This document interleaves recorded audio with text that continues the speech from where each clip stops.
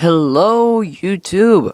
This is the main brony, and here's Project Sunflower, Chapter 1, Beginnings. Yeah, again, this is by far my favorite fanfiction, except for maybe 5 score divided by 4. I actually plan on doing that very soon. Yeah, anyway. Project Sunflower, Chapter 1, Beginnings. Aaron Olson filtered into the auditorium with the rest of the interns at Project Harmonics. There were 47 of them in all, herself included, wandering into the room with a complete lack of haste. Many of the other interns were whispering excitedly back and forth to each other, wondering what they had been called together for. Aaron found herself unable to summon much enthusiasm. Project Harmonics was incredibly top secret, unbelievably well funded, and it represented pretty much the last hope for the survival of humanity. Not only billions of lives, but all of the culture and history of the human race hung in the balance. The work itself, though, was about as exciting as watching paint dry. Most of Aaron's day was spent carefully calibrating her own emitter ray, staring at a screen and making minute adjustments until she found something that seemed to fit within the correct parameters. She would then take a snapshot of the data she found, sending the information to the actual scientists who worked in the emitter labs. Each snapshot she sent was a potential new world, which had really excited her at first. But since she herself never got to see the results, the work eventually just got boring. After a few months, it went beyond boring and straight into mind-numbingly tedious. She'd been on the project for a little over 4 months now, and the most exciting thing she could remember happening was when the cafeteria had make-your-own Sunday day for lunch a week ago. She missed Sunday day. Aaron picked out a seat somewhere near towards the back, slumping into it with a sigh. As she'd left her desk, she'd snagged a notepad and pen for any notes she might need to take, since personal tablets were forbidden by security. She laid the notepad on her lap and tucked the pen behind her ear, adjusting her short brown hair in the process. The reason she'd picked a chair near the back was because she wanted to be one of the first ones out once the meeting was over. Not because she was in any hurry to return to her work, of course. Rather, it was because she might be able to steal a few minutes of personal time just to go for a short walk while everyone else was tied up and getting out of the room. Those brief moments of private time were all that Aaron had to break up the tedium of the day. After a few moments, there was motion at the podium. A stout older man in a brown suit and red bow tie walked in, and by his massive spectacles, bushy salt and pepper beard, and bald head, Aaron was able to identify him as Dr. Paul Velchik. He was the project head, a man she had seen only a handful of times in the half year she had been at the Harmonics compound. She perked up a little. Maybe this meeting would be interesting after all. Dr. Velchik signaled to the audio technician that he was ready to begin and stepped towards the podium. The lights dimmed, and the interns stopped muttering to each other and instead focused on him. He cleared his throat and then spoke into the microphone. Good afternoon, ladies and gentlemen. First of all, I wanted to thank you for helping with Project Harmonics. I know the work is hard, and especially your end of the work is very tedious, but what we're doing here is, quite simply, the most important thing in the world today. You've all been working very hard. I can't thank you enough for that. But it's time, I think, to show you some of the fruits of your labors. Yes, yes, he said, as excited whisperings sprung up in the audience hall. That's right. We're going to show you just a few of the worlds that you've helped us to discover. He waited for a moment for the excitement his statement caused to die down a little. Aaron felt her own heart racing with the excitement of the moment and resenting the distracting muttering of the other interns around her. First up, there was a click, and what looked like a blurry video filled up the large screen to his left. This world was actually the first world we'd ever found. I apologize for the image quality, but the equipment we had back then was merely an early prototype. Images to follow will be much clearer. The technicians dubbed this one Lava World, and I'm sure you can see why. Aaron could, in fact, see why it was called that. The video was taken at an angle that seemed to be maybe 20 feet above the ground, facing the horizon. There were massive plains spreading out in the distance, black and rocky, and apparently shaking violently. These plains led up to gigantic mountains spewing ash and black smoke into the sky. A few of the mountains were actually in the process of erupting, flinging vast amounts of magma miles into the air. As you can see, Dr. Velchek continued, this particular location is unsuitable for human habitation. We were able to take several different viewings from this world, and we discovered that it is not only is it significantly larger than our Earth, implying a higher gravity, but it's volcanically active the whole world over. As interesting as the lava world would be to a volcanologist, we sadly had to cross it off the list of viable alternate worlds to migrate to. There was a brief chuckle from the interns at that, which died awkwardly when Dr. Velchek looked out into the audience in confusion. Apparently, he hadn't intended his statement to be taken as funny. You may be wondering how we received the image. Well, to put it simply, when we put the waveforms that you discover into our emitter array, we can, if the conditions are right, open up a window. If the conditions are near perfect, we can open an actual doorway into that world. Dr. Velchek began forwarding through the images, and Aaron watched in fascination. Actual alien worlds. Not a single one of them was suitable for life, as far as I could tell, but still. Many of the worlds shown were simple chunks of rock, either airless or with a poisonous atmosphere. Some looked promising, only to discover some fatal flaw, such as one world with an intense gravity that would have made living on it extremely difficult. All of these worlds have been, he said, in a very real sense, a triumph for humanity and science in general. Each of these worlds presents to us marvelous opportunities to study and learn fascinating things about our universe. We've seen things that honestly baffle us. Worlds where the laws of physics, as we know them, simply do not seem to apply. Unfortunately, he continued, none of these present to us the opportunity we were looking for. A world which, to put it bluntly, save humankind. He nodded again to the technician, and a new video image popped up on the screen. The professor continued once again. No world, that is, until this one, which we first discovered 3 weeks ago. Excited interns sat up straighter as the images on the screen progressed. They were looking at a world that looked very similar to Earth. The green grass and trees were immediately obvious. Deep blue skies with white cotton puff clouds spanned overhead. It was picturesque, though it seemed oddly brighter than they were used to seeing.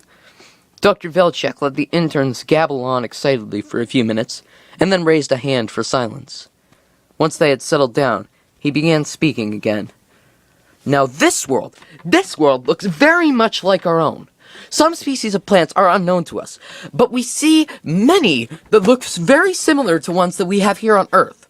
We've seen animals that at least look like normal birds, squirrels, and rabbits. Aaron stared at the screen in rapt attention. The landscape was picturesque. She was barely registering what Dr. Velchek was saying as she stared in awe at the plains and hills, with hope burning in her chest. The view on screen suddenly jumped, and they were looking at mountain ranges, with densely wooded valleys and snow-capped peaks. Dr. Velchek kept on talking. We were able to send some probes over, and here the doctor had to pause, as the already excited interns gasped and whispered to each other in amazement. The noise stopped abruptly as he cleared his throat in annoyance. Ahem! Yes, as I was saying, we were able to send over some probes. I'm pleased to say that, while the atmosphere is very slightly higher on oxygen, perhaps 23% or so, and the gravity is very slightly less than here on Earth, the environment seems to be totally and completely compatible with human life. We've done it, ladies and gentlemen. We've found a world that will save humanity. Erin found herself cheering wildly along with all the others. Her previous frustration with the tedium of her job was washed away in a wave of enthusiasm and joy. It had all been totally worth it. Humanity was saved. Dr. Velchek didn't bother trying to stop the cheering, which eventually turned into applause, and then a standing ovation. He simply beamed out at the audience with a big bearded grin, as all the interns, and even the technicians in the back, applauded, whistled, and cheered loudly. Finally, the outburst started to die down, and Dr. Velchek lifted his hand to get everyone's attention. Soon, all eyes were once again focused on him. There is, however, one small problem. Perhaps it's not an insurmountable problem, but it is one we need to take into consideration. Show the next video, please. Aaron focused on the screen again, as a new image popped up. She blinked in confusion for a moment, not sure at what she was seeing, and then it suddenly resolved itself. She was looking at a top-down view of a large town, with winding streets and brightly colored rooftops. She felt a sinking sensation in her stomach. As you can see, Dr. Velchek said, this world is inhabited. He waved off the moans of disappointment from the crowd. Now, none of that. It's inhabited, yes, but the population density is nowhere near that of the Earth, at least in the regions we've been able to see so far. Granted, that's only a small portion of this world, as there is something about this one that makes matching harmonics with it, well, tricky, to say the least. But it's entirely possible that we can coexist with the inhabitants. But first, we need to learn more about them. Because, you see, they aren't exactly human. Erin's breath caught in her throat, and she heard several others gasp as well. Just finding out that there were other worlds within reach that could support life was thrilling enough. However, intelligent, non-human life was something, well, shocking. Even though it was a known possibility, to hear it stated as fact was simply incredible. Now, this is one of the larger settlements we found. For the most part, they appear to be a community of farmers. It seems fairly similar to the US in the mid-1800s, actually. If they turn out to be hostile or inhospitable, we could, if we wanted to, simply move in by force and take what we needed. Erin felt her stomach churn at the thought. On the one hand, it was the human race's very survival they were talking about. On the other hand, just the very thought of human beings being like the alien invaders in the science fiction novels she read made her distinctly uncomfortable. We'd much rather coexist, of course, but we're talking about the future of the human race here. We're talking about our survival as a species, and we're talking about billions of lives. Naturally, we're still looking for other viable alternate worlds while we study this one. Maybe we can find an uninhabited one that is similar enough to the Earth that we could move there instead. If not, Dr. Velchek continued, then it's entirely possible that they would be friendly and welcome us into their world. They seem friendly enough as it is. We'd still like to get some people over there to study them unobtrusively, but for now, we're just watching everything we can whenever we're able to get a window open, which is anywhere from 5 to 20 minutes on average, once or twice a week. And now, he said with a chuckle, I bet you're all just dying to see what our alien intelligence looks like. He smiled once again at the brief but loud affirmation from his audience. Last video, please, he said to the technicians. Erin focused her attention once again on the screen. Nobody in the audience even made a peep. Dr. Velchek, however, continued speaking as if he were narrating a nature documentary. And here we see some lovely rolling hillsides, with a fairly large forest off to the west. As you can see, it's a pleasant day. Small insects buzz by, and there you can see a few rabbits grazing on the grass. And what's this coming up over the hillside? Why, it's a collection of this world's most highly developed inhabitants. Aaron stared as several multicolored shapes appeared at the crest of the hill. As you can see, they are... Oh my god, ponies! Aaron looked around in a panic, blushing furiously. Everyone was staring at her. Dr. Velchek looked positively annoyed. She'd gone and blurted that out loud, hadn't she? Yes. Yes, she had. Dr. Velchek harumphed and continued on. Yes, well, ponies. Though obviously nothing like what we'd find here on Earth. Note the bright colors. You never see a bright purple pony running around here on Earth, unless its owner had dyed its coat that color. Also, these ponies talk. They use tools. They build things. And that's not all. Look at what you see here. Here come more ponies, and not all of them are walking. The auditorium exploded into chaos. Interns leaping from their seats and pointing, talking, and at times shouting excitedly over one another. Oh wow, it's carrying a basket! Look at that! Is that one flying? Does it have wings? Look at that gray one! Oh look, one has a foal! Isn't that just adorable? Those are wings! It's a winged pony! If they're so smart, why don't any of them wear clothes? Did you see that? Did you see that? No way those wings can support an animal that size in flight. Oh man, is that a unicorn? An actual unicorn? That one's wearing a hat. Oh my god, this is so incredibly amazing. I can't believe we found intelligent life out there, and it's ponies, and this pony is having a picnic, and they look so cute and adorable, and oh man, it's awesome that they can fly, and the colors are so pretty, and they're all smiling and look so happy. Erin sputtered to a halt as she realized that she was rambling. Luckily, nobody else seemed to notice, as they were all staring raptly at the screens and babbling away themselves. She returned her attention to the ponies frolicking on the screen. They were playing games, laughing, eating. One, a purple unicorn, was sitting on a blanket a little way away from the others, apparently reading a book that was propped against her picnic basket. It shouldn't surprise anyone, Dr. Velchik said, that my team has dubbed this place Pony World. There was no response, as the interns were all staring raptly at the screen, chattering animatedly with each other. The auditorium continued to ignore him. When there was still no response from the audience, Dr. Velchik sighed and signaled the AV tech, who cut off the video. The interns all groaned in disappointment, but returned to their attention to the podium. No, back to business, Dr. Velchik said, once the muttering had died down. We need to get a sense of the pony society. How is it organized? What are the people, ponies, like? Are they religious? Do they have any needs that we could supply for them in return for letting us live there? Are there any large areas of land that we can move our populations to? Basically, we need vast amounts of information. More than we can get by pushing probes out there and watching through the occasional window. And that's why I called you all together. He had their attention now. All eyes were glued on him. He was apparently savoring the moment as he smiled slyly and took a sip of water. What we need, essentially, are some volunteers. Erin's hand shot up almost of its own volition. Ah, well, that was fast. You're the oh my god ponies girl, aren't you? What's your name, young lady?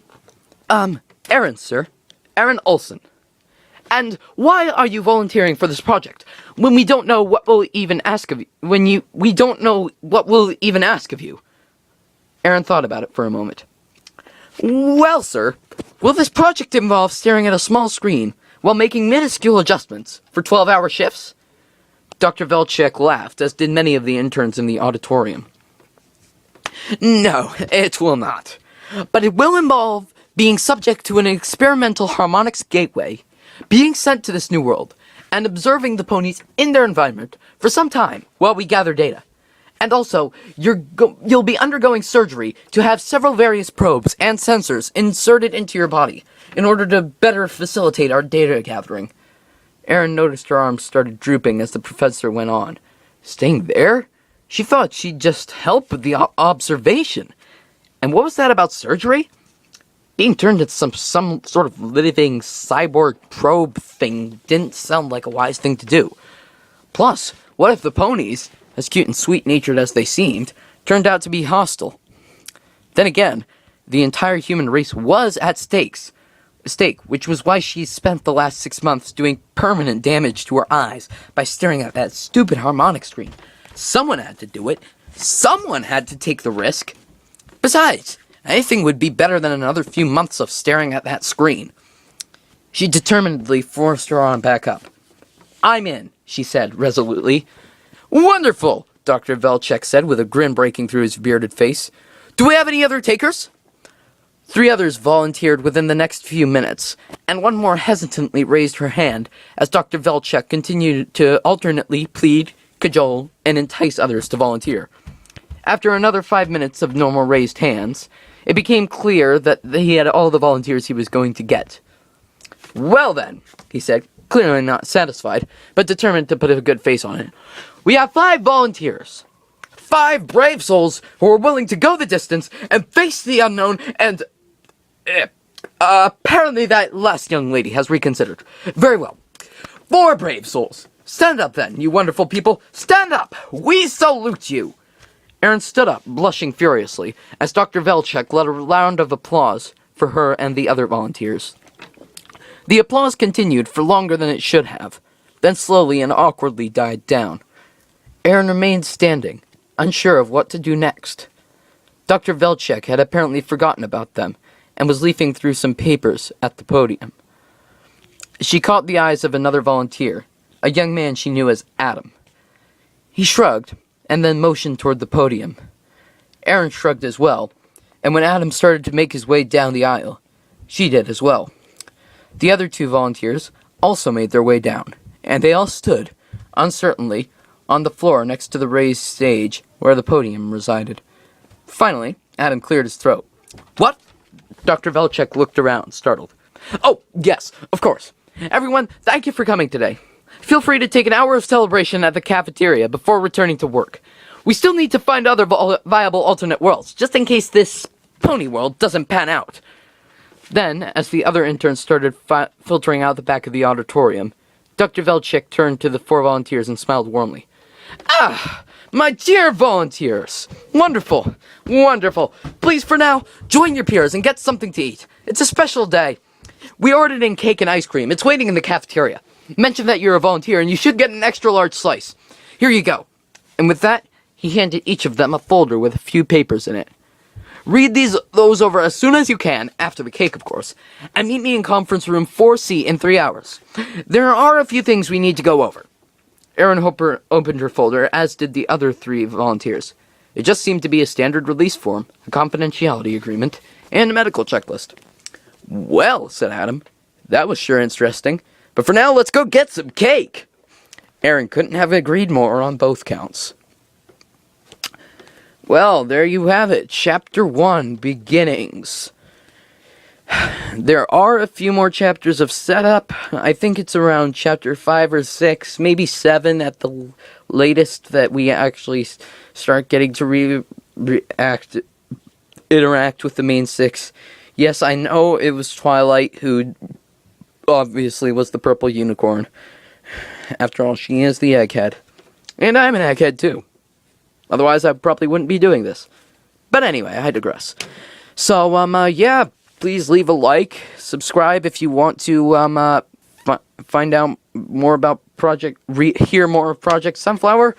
And, yeah, I'll see you guys, and, stay brony.